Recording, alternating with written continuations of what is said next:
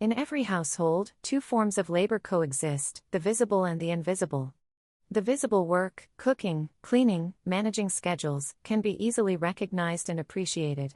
In contrast, the invisible work, often heavier and more burdensome, involves planning, remembering, anticipating, and coordinating responsibilities. When one individual, typically the most competent, takes on this invisible load, they not only perform tasks but also manage their outcomes and emotional costs, effectively becoming the caretaker of the household's well-being. This reliance can create a silent cage where that person feels permanently obligated to uphold the standard of competence expected by their family. This chapter emphasizes the need to distinguish between help and ownership. Help is something given occasionally, it requires someone to ask for it. In contrast, ownership is an ongoing responsibility where individuals recognize tasks that need to be done and take initiative without waiting for cues. By sharing ownership, the responsibilities become lighter, offering relief to those who have been solely shouldering them. Central to many homes, especially in Nigerian cultures, is the kitchen. It represents not just a culinary space but also a hub of relational dynamics and invisible labor.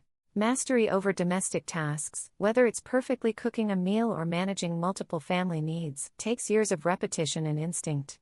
Yet this expertise, while commendable, paradoxically makes the work less visible.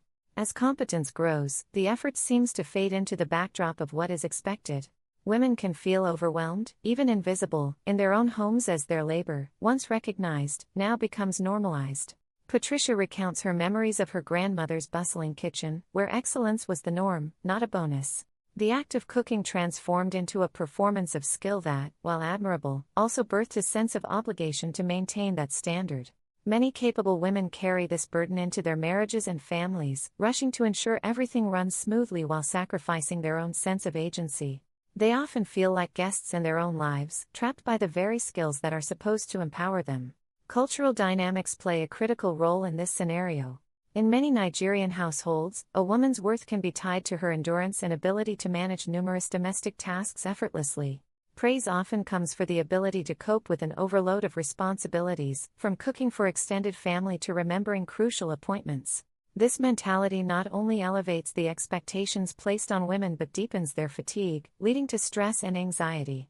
As women like Amina and Nneka share their stories, we recognize a poignant thread of quiet exhaustion mixed with pride. The weight of mental load, the planning and remembering, often remains unacknowledged, laying the groundwork for burnout. This saturation leads to emotional numbness, where the joyful aspects of life fade. Households might function, but the person managing it risks disappearing under the weight of unshared burdens. To tackle this issue, the narrative addresses some myths surrounding household labor. For instance, the belief that if someone can perform a task best, they should do it. The truth is, those who excel should also be teaching others, paving the way for shared responsibility and ownership. To promote shared ownership, it's crucial to acknowledge the invisible load by naming tasks plainly without assigning blame. Start conversations about domestic responsibilities by asking what specific elements of home management are weighing one down and how these can be shared more effectively. Engage in a kitchen table conversation, an opportunity to build alliances rather than create conflict, encouraging open dialogue about shared responsibilities and standards. Establishing boundaries is essential.